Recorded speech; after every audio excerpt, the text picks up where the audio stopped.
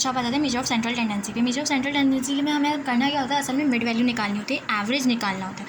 और एवरेज क्या होता है, एक सिंगल सेंट्रल वैल्यू है जो हमारे पास पूरी होल डिस्ट्रीब्यूशन को रिप्रेजेंट कर रही होती है, सिंपल। तो हम वो किस तरीके से निकाल सकते हैं, सेंट्रल टेंडेंसी, मीन से, मीडियन से, मॉड से। सिंपल अगर मैं बताऊँ तो मीन क्या है हमारे पास, अरिथमेटिक मीन कि हमारे पास अगर फॉर एग्जाम्पल ऑब्जर्वेशन दी है कि हम 2, 5, 4, 3 एजेस दी हुई हैं, फॉर एग्जाम्पल 5 एजेस दी हुई हैं। हमने इनको क्या किया, 2 + 5 + 4 + 3 + 1, ठीक, इनको हमने ऐड किया और डिवाइड कर दिया टोटल नंबर ऑफ़ ऑब्जर्वेशन से, मतलब 1, 2, 3, 4, 5, ठीक। जो भी आंसर आया हमारे पास ये क्या है, अरिथमेटिक मीन। अगर हम इसको फॉर्मूले में देखें तो हम किस तरीके से लिखते हैं कि हमारे पास जो टोटल ऑब्जर्वेशंस हैं उसको हम टोटल ऑब्जर्वेशंस को लिखते हैं ऊपर, और टोटल नंबर ऑफ़ ऑब्जर्वेशन जो है ना, सम ऑफ टोटल ऑब्जर्वेशन ऊपर रहता है और टोटल नंबर ऑफ ऑब्जर्वेशन नीचे रहती हैं। अच्छा, पहले मैं इसका कॉन्सेप्ट क्लियर कर देती हूँ, ठीक है। तो अगर हम यहाँ से देखें तो हमारे पास सिंपल ये है कि मीन क्या हुआ, टोटल नंबर ऑफ़ ऑब्जर्वेशन का सम, नहीं, टोटल ऑब्जर्वेशन का सम और ये नंबर ऑफ ऑब्जर्वेशन। अब हम मीडियन पे आएँ तो मीडियन सिंपल ये है कि हम मिड वैल्यू चॉइस करते हैं। अच्छा, मीन को हम क्यों नहीं लेते, क्योंकि मीन में ऐसा होता है कि कोई वैल्यू अचानक से बहुत बड़ी आ जाती है, जो क्या करती है वो हमारे मीन को ख़राब कर देती है, ठीक है ना। तो मतलब उसका रिजल्ट ख़राब आने लगता है, और कभी कभी इसका रिजल्ट बिल्कुल रिडिकुलस सा आता है। लाइक अगर हम एक मदर के बच्चों का मीन निकालें तो अगर 5.5, 5.6 आ रहा है तो ऐसा तो नहीं हो सकता ना, उनके बच्चे 5.5 हैं। तो मीन के अंदर जो है ये बुराई है।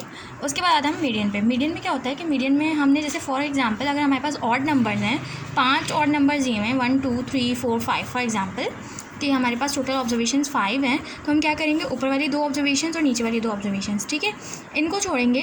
और जो हमारे पास मिड वैल्यू है, अच्छा एक चीज़ ज़रूरी है कि ये तो ऑलरेडी अरेंज हुई है 1, 2, 3, 4, 5 में, हो सकता है यहाँ पे 4 ऊपर, यहाँ पे 2 हो, यहाँ पे 1 हो, तो हमें पहले इसको असेंडिंग ऑर्डर में या डिसेंडिंग ऑर्डर में अरेंज करना है। उसके बाद हमने क्या करना है, उसकी मिड वैल्यू निकाल लेनी है, वो इसका मीडियन है।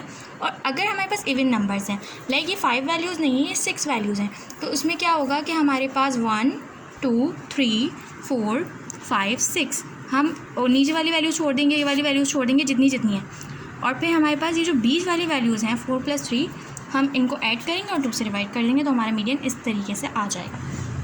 मॉड क्या होता है, सिंपल अगर हमारे पास फॉर एग्जांपल एक ऑब्जर्वेशन है 4, 3, 2, 1, 5, 4, 7, 4, अब इसके अंदर क्या चीज़ रिपीट हो रही है, 4, ठीक है। तो जो चीज़ कॉमनेस्ट वैल्यू है, बार बार रिपीटेड वैल्यू, वो मॉड कहलाती है, ठीक।